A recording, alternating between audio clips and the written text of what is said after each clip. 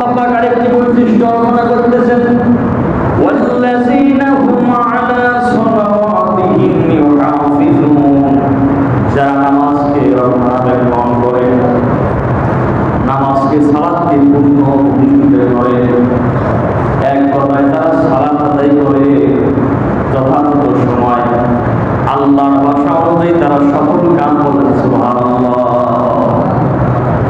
নামাজ ছাড়া সফল হওয়ার কোনো সুযোগ নাই, ঠিক কিনা বলেন? এই যে দেখেন, এই নাকটাকে বলা হয় সম্মানের প্রতীক, ঠিক কিনা? অনেক সময় বলে অনেকে, ভাই আমার তো নাক কাটা গেছে, কি বুদ্ধি না কাটছে না, ছেলে এমন কাজ করছে, মেয়ে এমন কাজ করছে, ভাই এমন কাজ করছে যে তার সম্মানহানি হয়েছে, ঠিক কিনা? অনেকে বলে যে ভাই আমার কথা করে গেছে, আগুন আছে তো কি না, ভাগ্য খারাপ হয়েছে, ঠিক কিনা?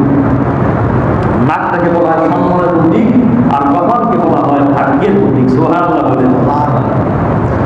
এখন কোন ব্যক্তি যদি দুনিয়া এবং আখিরাতে যদি সম্মানকে বাড়াতে চায় আর ভাগ্যকে যদি ভালো করতে চায়, দৈনিক 5 বার কপাল আর নাক দিয়ে সিজদা দিতে হবে।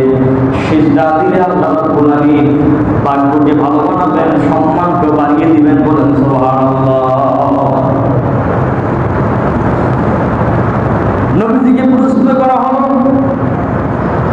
মানুষ যখন আল্লাহ রাব্বুল আলামিনের নিকটবর্তী হয়ে যায়, আল্লাহ পাক কোরআনুল কারীমের আয়াত নাযিল করে জানিয়ে দিলেন, ওয়াসজুদ ওয়াবতারি, সিজদা দাও